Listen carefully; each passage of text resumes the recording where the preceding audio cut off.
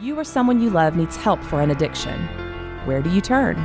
Foundations Recovery Network offers individualized treatment for the whole person. Our goal goes beyond short-term sobriety.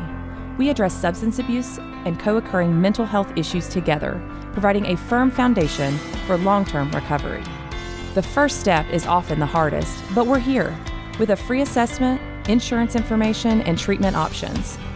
Our confidential helpline is available 24/7, so call 877-714-1318 and discover the Foundations Recovery Network difference today. This is Rich Roll, and you're listening to Sober Guy Radio. Yo, what's up? Thank you for tuning in today. Thanks to Humans for bringing us in. Thanks to you for supporting the show.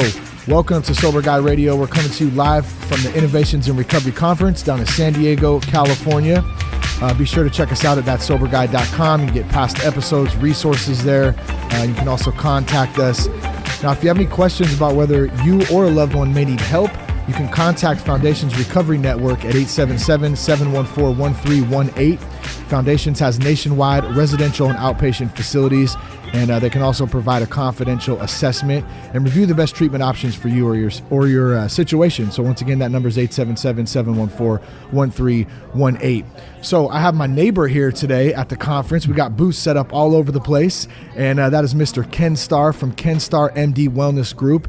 And we got some interesting things to chat about today. Ken, welcome to the show, man. Thanks, Shane. Thanks for having me. I'm glad you're here. Yeah, absolutely, man. So it's not often that I hear about NAD. We'll kind of start there. I know your organization has multiple varieties of treatment that you offer. Let's start with you a little bit, though. First, tell us a little bit about yourself, and then we'll jump into what you're doing. Sure. So my name is Ken Starr. I currently live and work in the San Luis Obispo, California area. I did all my training in emergency medicine. I practiced emergency medicine for 20 years. Over the last 7 or 8 years, I just saw an increasing problem in the ER with people dealing with drug, substance abuse, withdrawal, running out of medicines, overdoses. And then my brother died of a heroin overdose about 6 or 7 years ago, and I decided, you know what, I can do this. I can do this better than anyone else. There's no good resources. There was no affordable outpatient resources for people. It was too much, high cost, residential stuff, which the data is not all that impressive. So I just started treating people kind of out of a closet in San Luis Obispo. In 2012, grew it, teamed up with talented people who knew more than me, helped me grow it. And now we have probably the largest private treatment center on the Central Coast. We're all outpatient. We're a standalone, state-licensed, fully accredited program, and we offer partial hospitalization, intensive outpatient. What does that mean? That means we have day programs. Like if you were in a residential program and you didn't spend the night, that's what we do. And we do an intensive medical detox, which is really unique as an outpatient. So I can take some pretty sick people, keep them out of the hospital, keep them out of residential. They need some support. They get a hotel room, a VRBO, Airbnb or something near the clinic. They've got friends or family with them, and I can do that, and I get great results. And we use some traditional and alternative therapies. No, that's great, and I think that's a huge point that you bring up about affordability, because a lot of people, that are looking for recovery, or maybe a loved one who's looking for their son or their brother or their spouse, whatever. Treatment can be extremely pricey, and not a lot of people have the money to send their loved one to treatment or themselves. So what you're saying is you kind of have created this alternative outpatient source that also deals with some pretty cool, I almost want to say technologies. I guess technology is involved too, but we're talking about ketamine, NAD. Maybe start, what's NAD? We actually did a podcast not too long ago, if some of the listeners remember that, but I want to hear your take on it. Sure. Well, so I had been doing traditional drug and alcohol programs for a few years. I had a patient who went to Louisiana to do something called brain restoration therapy. I thought, what the heck is that foo-foo fairy dust nonsense? He had a great experience. He came back, told me about it. I was pretty cool, curious, right? Because I just want to offer what works, I called this guy, Dr. Dick Médier. He's a retired psychiatrist in Louisiana. I said, hey, tell me how to do this. He said, no. You need to come. You need to come here. He wanted you to come out there. You need to see how we do it. Oh, I live in California. I'm busy. Just tell me that. No. So I went out to there in July years ago, And what I saw, Shane, blew me away. People detoxing off high doses of opiates, high doses of methadone, high doses of Suboxone, sick alcoholics, hanging out, walking around, eating lunch. Really? It's like, are you kidding me? And I talked to this guy. He's like, oh yeah, well, I'm on 120 milligrams of methadone. My last dose was about 4 days ago. He's hanging out, walking around, eating lunch, talking to his friends. Shit, this is real. Can I say that? Oh yeah. Free to speak. And then what I saw blew me away. So I spent a week there. I became a card-carrying member of this NAD program. I started the first program in California using NAD. I've been doing it longer than anybody. I've treated more patients than anybody outside of Springfield, Louisiana. They've been doing it the longest. Is that kind of where it almost originated from in the States? It was in Springfield, well, that's a good Louisiana? question. So you have to go back a few years. So around 1950, there was a paper that came out of the Schick Shadell Addiction Treatment Center in Washington by a guy named O'Halloran. And he basically wrote a paper saying that if you use NAD, you can detox people off of alcohol, opiates, sedatives. They have no craving. They have no withdrawal. Now, that's a big statement. That's now, huge. About the same time, methadone came out of Germany, and it kind of took over. There's more money in it. Yeah. So NAD, which stands for nicotinamide adenine dinucleotide, made its way to South Africa, where it was used heavily for years and years for alcohol and drug indications. And then it made its way to this guy Hitt in Mexico. Okay. So this Dr. Hitt had a very popular, very successful clinic in Mexico for years. People were coming from all over the world to detox, and he said, "This is just amino acids." He never told anybody what it was. He didn't tell people what NAD was. Nobody knew what it was. He just said, "These are amino acids we're giving you, and this is what's alleviating your withdrawal." Wow. So hey, it worked. People are happy. Yeah. He dies suddenly. Medier, whose daughter had gone out there and had a great experience. So, Dr. Medier actually ended up working out there, hanging out there, helping out. His daughter had a great response. They got a vial of the stuff. They took it back to the lab at, in Louisiana, had it all broken down, analyzed, and they said, "So what's the amino acids?" And the lab chemist was like, "No, this is just pure NAD." So NAD is a cofactor. So what is NAD? NAD is nicotinamide adenine dinucleotide. When we're born, we have high levels of NAD in us, right? Sure. So as you get old, so the other point, as you get older, NAD levels decline. Okay. This famous researcher named David Sinclair showed a few years ago that if you give mice NAD, you reverse aging. Got it. Most of the people in this country who are really passionate and interested about NAD are interested in anti-aging and youth and so forth. And there's absolutely some truth to that. I mean, you do sleep better. You have increased cognition. You have increased mental clarity. Yeah. Probably half of our NAD patients, Shane, actually come in for wellness. Really? They just come in for a day or two of NAD. They feel great. So you kind of have a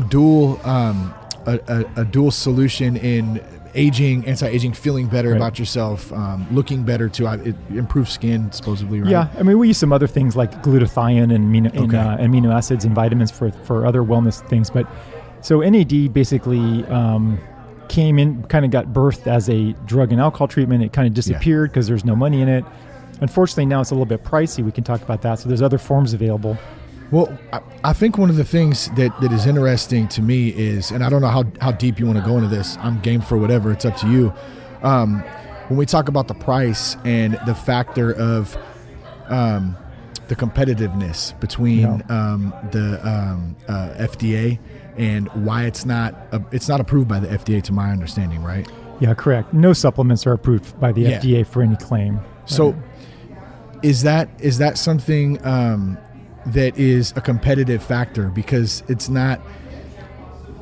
Trying to think how to ask this. What was the other example you gave that was?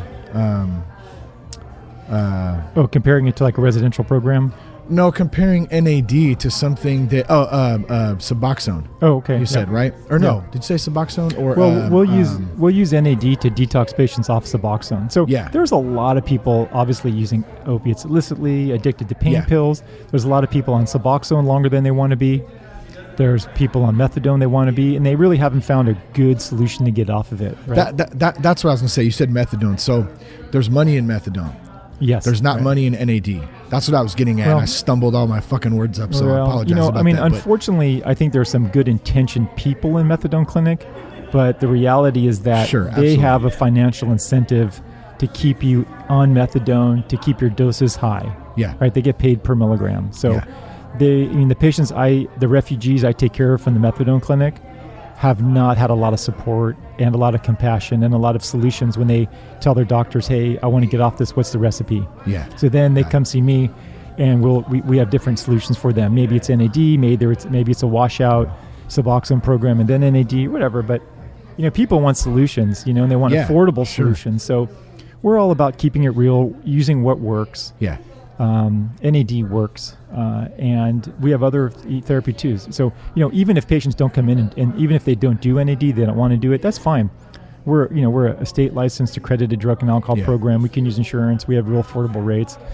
I mean, I'll take a new alcohol patient, Shane, for $300. I can detox into a new alcohol patient. Really? Yeah. I mean, so what does something like that look like for someone who's listening out there that says, well, shit, maybe I want to give NAD a try? Like, if they're going to go in to your program, for instance, what does something like that an NAD program is typically 10 days. Now, if you're on a long-acting opiate like buprenorphine, Suboxone, or methadone, that could easily be 12, 14, 15 days.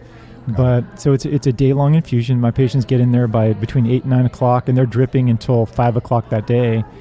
Every single day. We take Saturdays off, but they'll go Sunday through Friday, then Sunday through Friday. And when you say dripping, it's an intravenous. Yep. They sit there with an IV in their arm. There's a group room. Yeah. They may be doing programming, right? Therapy groups, individual. We're not a 12-step program, but we have cognitive behavioral therapy. We have groups. We have education. Because honestly, 90% of that addiction, medicines help, but 90% of addiction is, learning new skills, learning new triggers, learning, a new way to live. So the NAD program, so if people call and they say, oh yeah, I heard about NAD, I want to do 2 or 3 days, I say, don't bother. It's not going to work. Not for detox, not for cravings. Detox. Okay, if people just say, hey, I just want to do it for mental health, for clarity, oh yeah, sure. Yeah. I had a lady come in the other day who's part of like this consciousness organization, like World Consciousness, and she does NAD and her whole mind explodes with awareness. I was like, I'm not going to argue with that. Hey, great, sure. Yeah, have at it. I had a guy come in. His wife actually came in to detox off of opiates, but they're like, hey, I'll do it too, right? So he detoxed with her. He just did NAD. He didn't have any reason to. Yeah. And he said at the end of the week, he's like, hey, Ken, food has never tasted better. Really? My mind isn't racy. Every ache and pain is gone. My emotional range is better than it ever has been. I feel happy. I feel joy. Yeah. And he had no substance use disorder. He's like, that's just what happens when you do, several days of NAD. Why do the levels decline as we get older? Is there what are the factors of that? Well, that's a good question. So, we know levels decline as you get older. The role of NAD. So NAD is a key substrate, a necessary product for a number of reactions. They activate enzyme complexes called PARPs, an enzyme complex is called SIRTs, and an inflammatory pathway called CD38. As you get older, your ability to create NAD is you have to eat food and make NAD from that, right? So your ability, we know NAD levels go down as you age. Okay. Why? Probably just because of oxidative damage and cell stress. Every minute your body has 10,000 breaks in its DNA it's repairing, right? And this is what SIRT enzymes do and PARP enzymes do. Okay. And you probably burn out your NAD that way. But we know that anybody who's drinking or drugging has an NAD deficiency. Now, NAD, the way to think of an NAD deficiency is a energy deficiency. Here's an example. If you're drinking a lot, you're probably not super, going out hiking with your friends. Yeah. Right? At some point, maybe initially, but eventually you're going to be isolating yourself and you don't have energy to do anything. Yeah, you're not active, even health-wise. Right. And in fact, it turns out you need NAD to make prostaglandin, which is, oxytocin, which is actually involved in being social. So if you're drinking and drugging, you're not sleeping well, you have increased anxiety, you have low energy, and all that really is an NAD deficiency. Yeah. You can just Google NAD deficiency. There's some great free resources you can read about. So one of the other things that you offer is ketamine. I don't know much about ketamine. Right. It sounds really interesting from when we chatted earlier. What is ketamine? Yeah, so ketamine has a reputation of a drug of abuse, right? Ketamine is used by ravers and they go into the K-hole and it's a dissociative anesthetic. Now it's one of the long. Is it a pill or is it no? It's a liquid. It's an infusion. It's IV an infusion. Oh, really? Well, it can be taken like sublingually, intranasally, but it's a liquid. So it's been used in medicine for over 50 years. It's used in veterinary medicine. It's used as a tranquilizer. I've been using it in the hospital for 20 years for pediatric sedation, like in the ER. Got it. But what's been found is that if you give a low dose of ketamine, much lower than we use for sedation and analgesia, it's a rapid-acting antidepressant. Really? So my interest in this is, I'm already taking care of people with serious depression and drug and alcohol problems and dual diagnosis. I already have a nurse here. I'm already doing infusions. Why don't we try ketamine, right? Yeah. And I'm already comfortable with ketamine. I've been using it in the hospital. There's great research about it. This is a class 1A recommendation, that meaning even the American Psychiatric Society, as a first-line recommendation for severe refractory depression, like somebody who's suicidal, they recommend a ketamine treatment.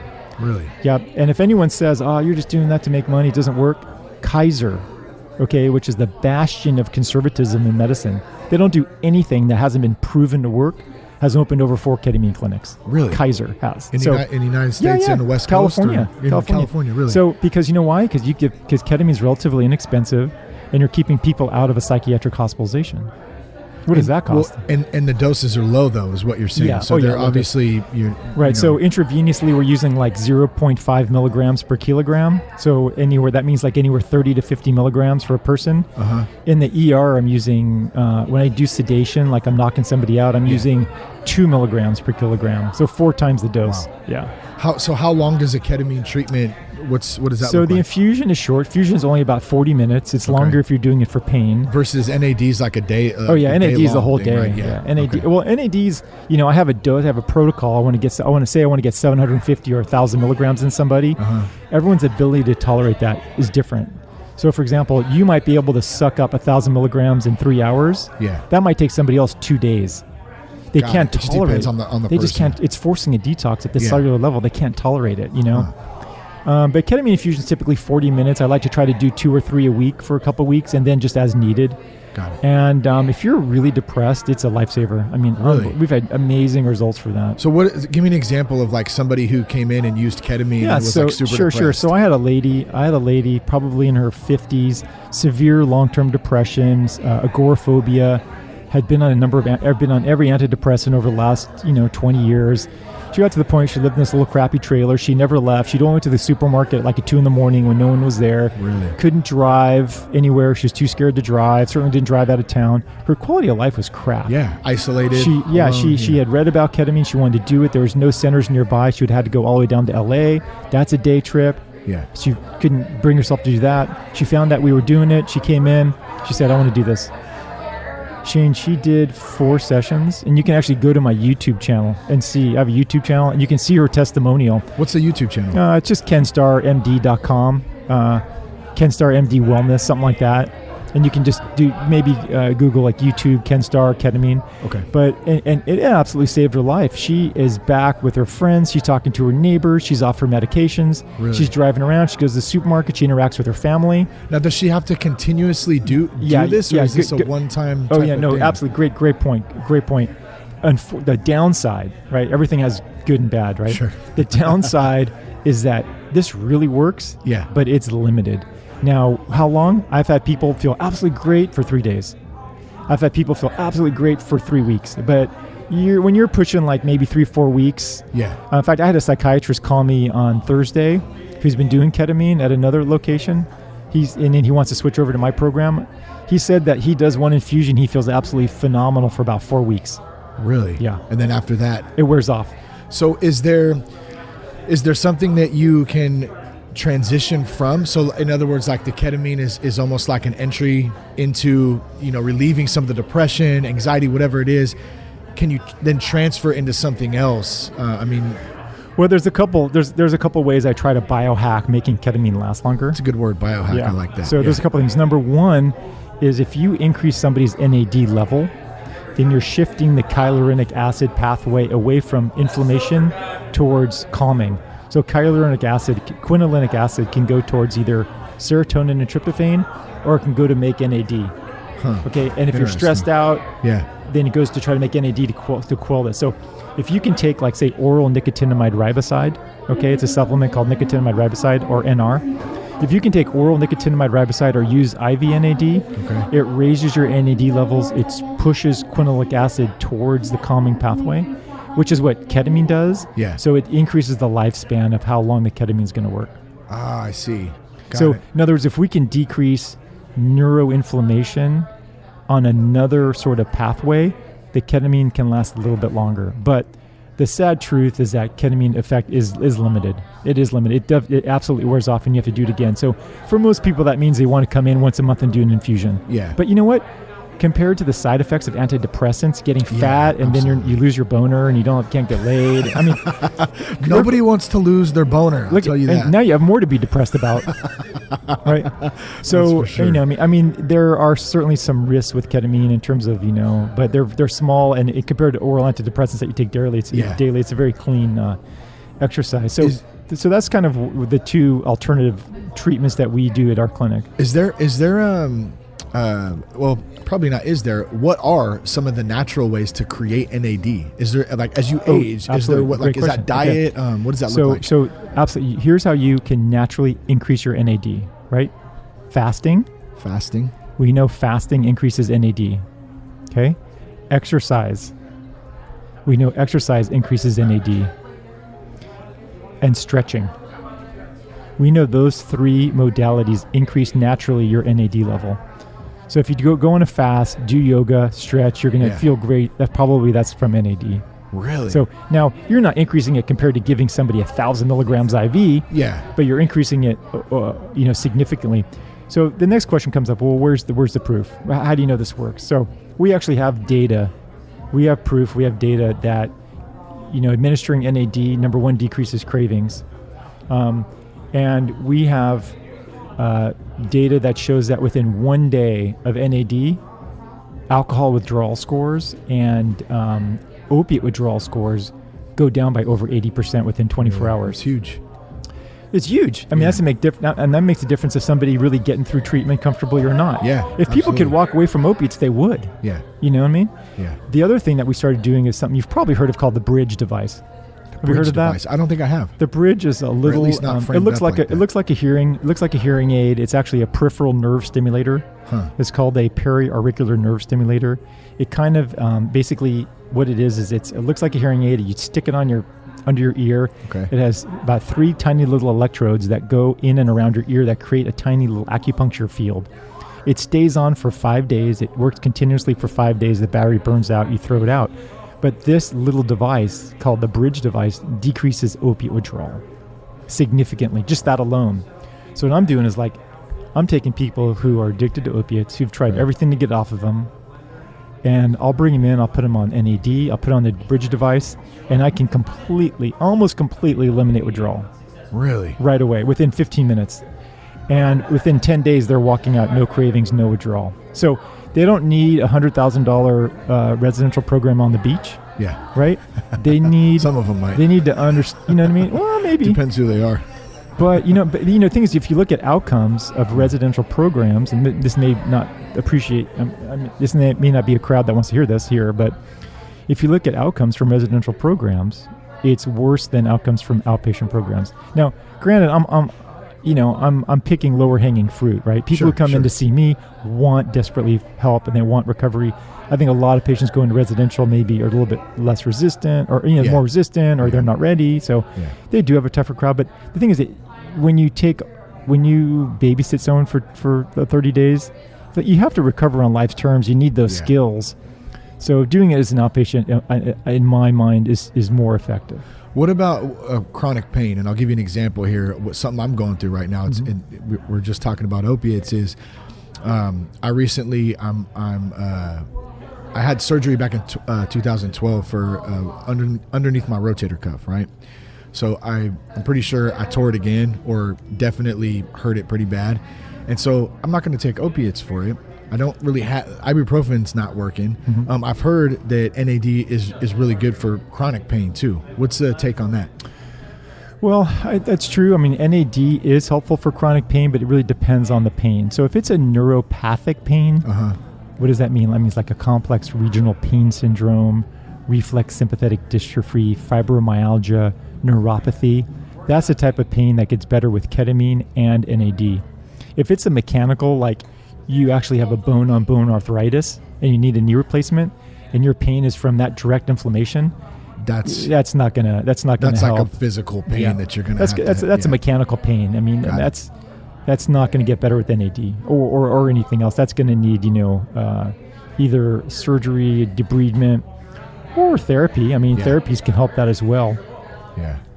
Interesting stuff. Yeah, that's one thing I'm not looking forward to is the potential of surgery. So we'll cross that bridge when I get there. But good stuff, man. Yeah, I appreciate you sitting down with us today. Yeah, thanks for having me. Where can folks reach out if they want to get more information, if they want to get in touch with you? So we have one shop. We're on the Central Coast. We're just a few minutes outside of San Luis Obispo, California. And our website is kenstarrmd.com with 2 R's. Nice. And my email is ken@kenstarrmd.com, and the phone number is 805-242-1360. We're happy to take questions. We have a YouTube channel. We've got we have patients who call who just want to have questions answered. We're happy to help patients directly. I get phone calls all over the day. I'm happy to talk to people. We don't charge anything for consultations or for advice. A lot of times people I get a lot of calls from other addiction medicine doctors.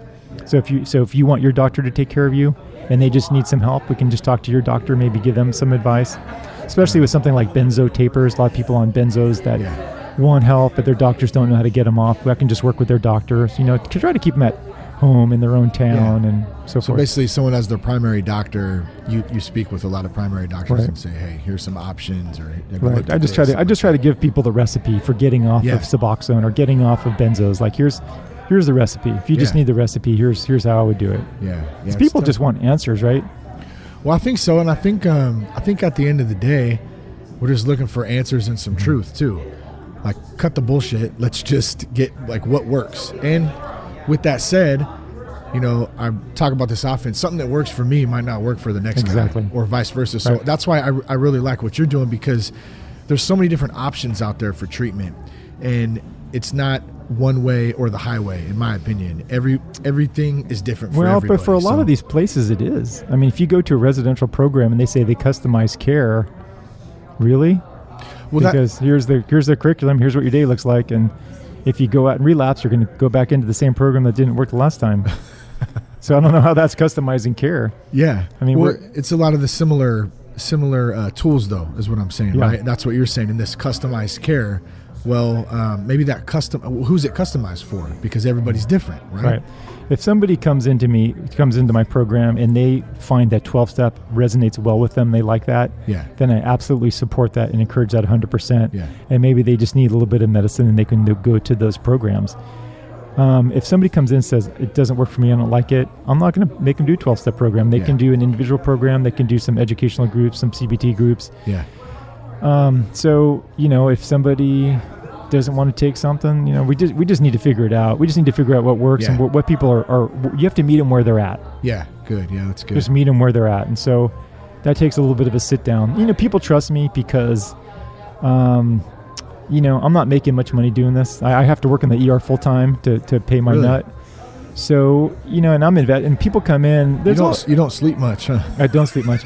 And, people come in and they're like, well, you just want to keep me on Suboxone. I'm like, I make it clear from day one. I want you in, down, and out. Nothing would make me happier than you getting out of this program. Yeah. So don't have any false beliefs that I want to keep you maintained on Suboxone. If you're on it, you're on it because you're not following my recipe of how to get off of it, right? So anyway, we're blessed. We've got a great group of people, and we're in a beautiful place.